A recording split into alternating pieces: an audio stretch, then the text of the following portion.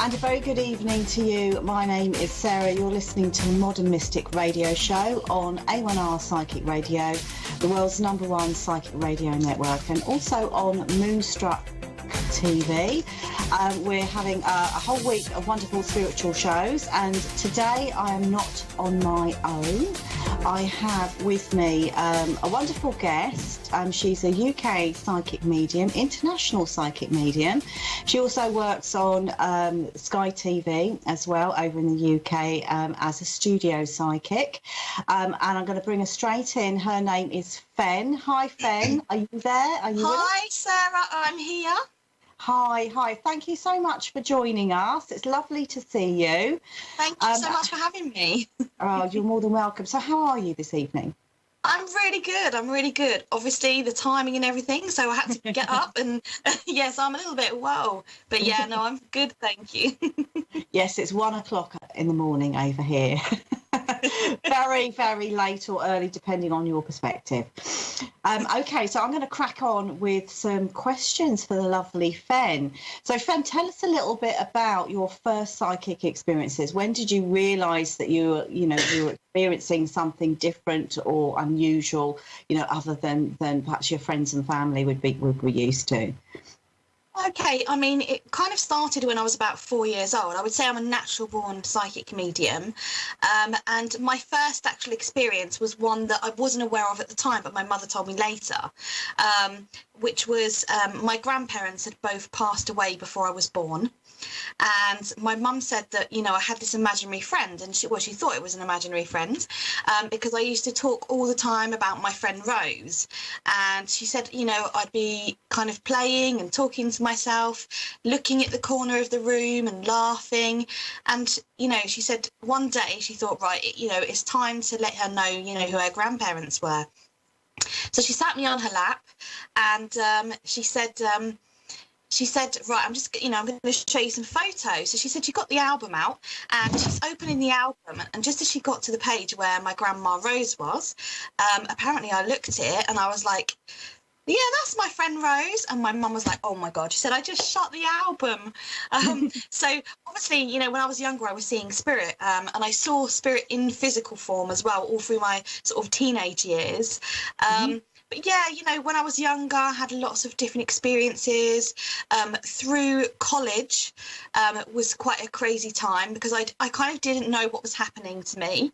I knew I was different, but kind of back then, I'm giving my age away now, back then it wasn't really that common, or it certainly wasn't, common to talk about.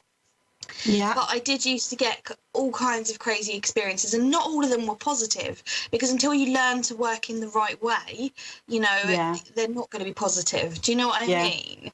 Yeah, absolutely. I mean, that was my first experience. Certainly, as a child, when I was about 7, I would see lots of things. I didn't actually get any sort of like communication as such, but I would see a lot, and some of it was positive, and some of it wasn't so positive. So yeah, it's until we've learnt to actually go up through the levels, through the dimensions, that we actually, can get to those more positive sort of states. But we have to travel through, don't we? And travel through the different layers of spiritual activity. So when was it that you decided to become a psychic?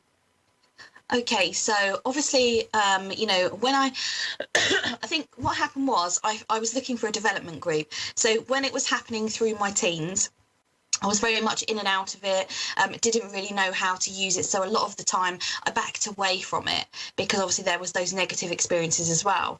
And I think, it was sort of in my late 20s, it was becoming a little bit more common. I was becoming aware of what it was. And I found a local group, like a local sort of workshop psychic course, and it resonated with me, and I thought, yeah, I'm going to go there. And even on that day, and to this day, I never knew how I found that course, even when I was there. So it was just crazy. And I started doing the course, and it just came out, it was flowing, and I just thought, yeah, this is what I want to do for a living. It's my dream. So yeah, probably my late 20s, and then I set up my business sort of 29, 30, and I'm 41 now. So yeah, probably late 30s. Oh, that sounds absolutely amazing. And I know what it's like. We tend to end up finding when the student's ready, the teacher will appear, as they say. So what would you say is your most memorable experience as a psychic? Okay, so my most memorable experience was definitely mediumship. My first relationship when I was younger was like this 10-year relationship. And my boyfriend at the time, his brother, unfortunately, he got killed in a motorbike accident. I think it must have been just sort of 11 years ago. And, it was really, really tragic. I hadn't seen him for quite some time before his passing. And when he was in this life, he used to joke with me. We got on really well. And he used to joke with me saying I was weird. And, which was quite funny. And then when he passed away, he literally started coming through to me. I was, on the MSN. You remember the MSN Messenger we used to have? Yeah. So I was on there one night talking to his girlfriend. And all of a sudden, he was sat next to me on the sofa. And he was telling me things to tell her. So I'm like, okay, this is new to me. I'd had little bits and pieces before, but this was just crazy. So I'm telling his girlfriend all this, tapping away, and she's like, oh my God, that's so true. Just, general things about gifts and things, specific information. So that was that. And then literally he was with me right up until about a week after his funeral. So prior to his funeral, he told me exactly what song he was going to play on, that was going to be played at the funeral, which was the one, do you remember Snow Patrol, Chasing Cars? Yeah. Love that song. And this was actually the song that they played as they were bringing him in. And I was like, oh my God. And he told me so much information. But the funniest thing I have to share with you is I kept saying to him, look, I need proof here. I need proof. Yeah. So he was like, I was in a new relationship at the time. And he said to me, the guy's name was Andy. And so this guy who was killed in a motorbike accident, his name was Rich. He said to me, okay, then if you need proof, when Andy comes around later, he's going to bring you some flowers. I was like, yeah, right. I'm not going to get any flowers. So I was like, okay, didn't think anything of it until Andy knocked on the door. I opened the door, there's the flowers. I'm like, oh my God. And, it sort of went on from there with all the confirmation. So, yeah, he was with me for a good couple of weeks, but it really, really opened me up to mediumship. And it was funny because, when he was in this life, I felt like he wasn't quite sure, if he believed me or if he just thought I was weird. So it was kind of like a joke, really, with him, saying, well, look who you came through, So, but that's amazing. Yeah, it's so memorable, but I love this work with a passion. Absolutely love it. So tell us a little bit about how you work. Okay, so most of the time I do work hands-free. But I do also have a lot of tools as well. So before someone comes to me for a reading, I always sit down and explain to them exactly how I work. Because although, the person may have been kind of, been to loads of different people, had different readings, we all still work slightly different. And I always explain how the information is coming through as well, so they can understand how I'm coming across. Now, I do have tarot cards, which are just normal tarot cards, and when I sort of see a new client, I tend to use them. It's more so when it's a new client that I'll use the tarot cards. But yeah, a lot of the time I work hands-free. I'm very visual. My guides give me visual pictures rather than kind of saying to me, I'm going to use you, Sarah, as an example. Sarah did this the other day, or Sarah did that, which would be lovely and easy. Yeah. They kind of say to me, they show me these pictures. So I'll get like an image. And I don't know if this is the same for you, Sarah, but I'll get like an image and it'll be something like, I don't know, a burning cigarette. I'm like, okay, she smokes, she doesn't smoke, she's given up smoking, she's burned herself. You kind of have to understand what that picture is. But obviously with doing this work, it just happens. What it means because you're used to seeing the images. So I'm very visual. But, I look at past, present, future predictions, mediumship. Sometimes people just give me a name of somebody, that they know and they want to have a bit more information, maybe a friend. And I work with the vibration of that name. So I work very much with names. But yeah, so that's how I work, really. And you, we spoke earlier, obviously, and you now do soul plan readings. Is that right? too. Yeah, they're so interesting, Sarah. I'm really, really excited about it. Obviously, it's very new to me. There's not actually that many people around me in this area that do them. Bloom Marsden is a fantastic author and director of the Soul Plan readings. But basically, with the Soul Plan readings, you've got like you take the person's name and you generate it and get the numbers from it, so the numerological numbers, and you go with the vibration of that, and then it basically generates all these numbers that mean that are meaningful. I'm getting tongue-tied. And it creates the star of creation. So your downward triangle is all about your worldly domain, you know, like your goals, your talents, strengths, that kind of thing, and it's connected to the earth, and it kind of relates to sort of the first 30 to 40 years of your life. Yeah. And then you've got the upward triangle, which is your spiritual domain, and that's all your spiritual aspects. Now, also, most people don't have their spiritual awakening until they're sort of around 30, 35, which when I tell people that, they kind of agree with me and go, yeah, do you know what? That's actually right. Even if, you know, you've had this from birth, you kind of don't really have your full awakening until then. So we look at those aspects and you look at the attributes, the challenges, and you work your way around, and sometimes you'll have a dominance of numbers, more than one, which will be a dominant vibration. But as you work your way around this star of creation, you end up with your soul destiny, your life purpose. So it might be that someone's here to teach. The other day I did one, and the person was basically here to teach, and they were here to help other people on their journey of awakening. So it just goes really, really deep, and you have to get them into like a meditative state, and it's so interesting. And so far, everyone's really, really enjoyed it. Oh, fantastic! Sounds amazing. And very different to how I normally work with my readings. So yeah, very interesting.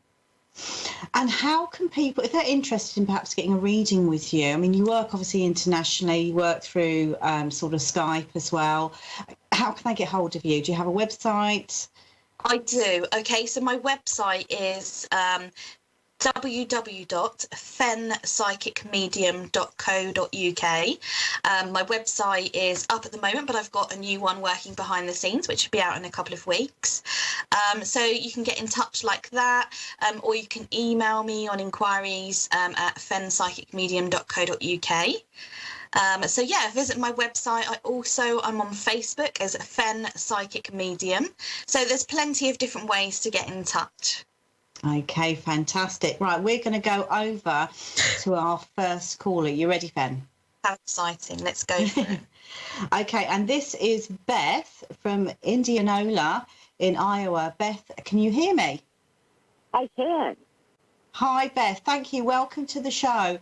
I'm going to hand you straight over to Fen, who's going to do your reading today. Do you have a question for Fen? I have a couple questions. Mm-hmm. My first question is, I'm in the middle of a settlement with the company. I just submitted my offer. I want to know if they're going to fight it. Okay. Did you hear that, Fen? Not clearly, no. Do you want to just repeat that quickly, Beth? Sorry. I'm in the middle of a settlement dispute with the company, and I just submitted my offer, and I want to know if they're going to fight it. Okay. Did you get that? The company, Beth? The company? Yep. It's a large company. No, she's. I think it was a settlement. She's trying to arrange. She's got a settlement dispute with a company, and she's just submitted the offer, and she wants to know if they're going to fight it. Okay, lovely. Okay, thank you there. Hi, Beth. It's nice to meet you. Nice to meet you thank too. you so much for tuning in. Okay, so let's have a look. Right. Okay. Okay, so first of all, I feel, Beth, if you could sort of let me know yes or no if I'm making sense. So first of all, looking at the actual situation, I feel quite a lot of stress around this situation. Would you understand? Yes. Okay, because it feels like this is something that's been going on for some time. Yes, for a very long time. Yeah, I know, and it's never a quick process, is it? But I feel like, this is something that's just been going on, and it's very stressful. And fair play to you for fighting it, because sometimes it's very difficult to do that. It's easier sometimes to just give up. But I do feel like you're very much in the right. I feel like you've had a bit of a wrongdoing. Would that make sense? It does. Okay. I just feel like somebody has kind of, how can I say, really done wrong to you. And did you work at this company? I did. Absolutely. Okay. Now, I know that you were very good at what you did. And would you understand that there was some jealousy around you? I do understand that. I felt that, yes. Because I feel like you're very, very good at what you do, and there was some jealousy around you because of, the way that you were skilled in your work, and I feel like you were a bit of threat to others. I've got someone. Only one person. Apparently, I was a threat to my boss. Yeah, I was just going to say, somebody high up, you were a threat to them. Absolutely. So I can feel that, and I feel like this is where everything instigated from. Now, did your boss start after you? Yeah. Yeah, because I feel like you were there first before your boss, and I just feel like... he was there first. He was there first? He was there first. Well, I feel like you must have kind of gone up quite quickly, and your skills have been recognised very quickly. Yes, I was, actually. Yeah. I just see this jealousy, I see other people there, but I just see a jealousy with your boss. So kind of, to go into the situation, obviously, I'm just going to kind of tune in to see, what's going to happen about this settlement. Let me have a look. Okay. I don't know if you've been sort of watching, but I'm working hands-free at the moment, and I just tune into your voice vibration. Okay. So I'm seeing the court, okay? So has this happened already?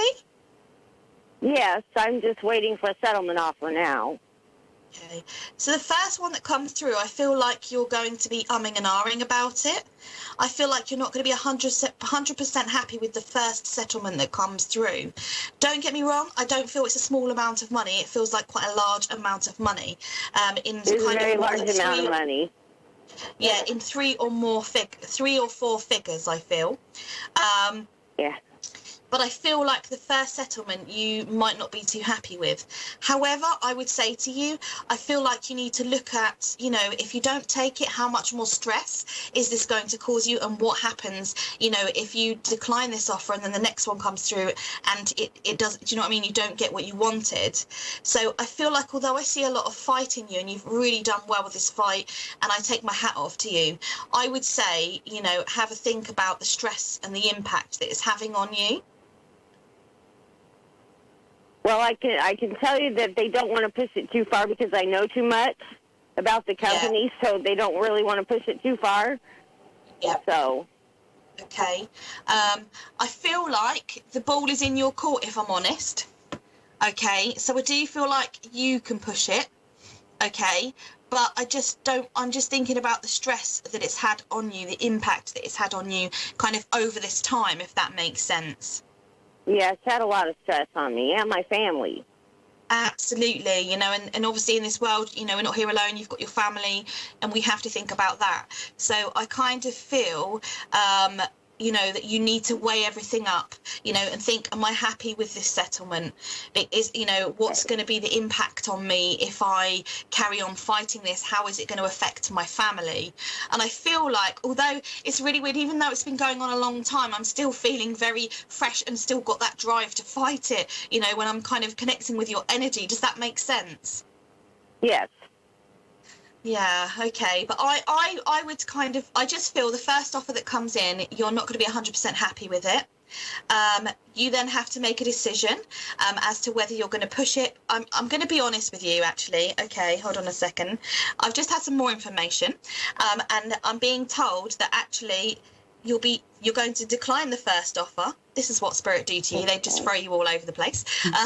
You're going to decline the first offer, and then the second one will come in, and that's the one you're going to take, okay?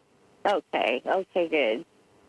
Yeah, I don't want it to feel drag out too much longer, but I really don't feel like they'll push it because I know too much. Yeah, the thing is, So, when you yeah. decline the first offer, Beth, it's actually not going to be a Okay. long wait before you get the second offer. Obviously, this has been a long Okay. process, but I feel like, you know, this, when the second one comes in, the gap between number 1 and 2 is going to be pretty quick. And after that Okay. second one, I'm kind of seeing you hands up celebrating, because I feel like you've got your victory. So actually, yes, push it, the first one. Okay, good. Okay, my second question is I have 2 paths I want to go because they kind of ruined my career, so I have to find a new one. And with the settlement, I can do that. I'm leaning towards either a bed and breakfast or an organic farm.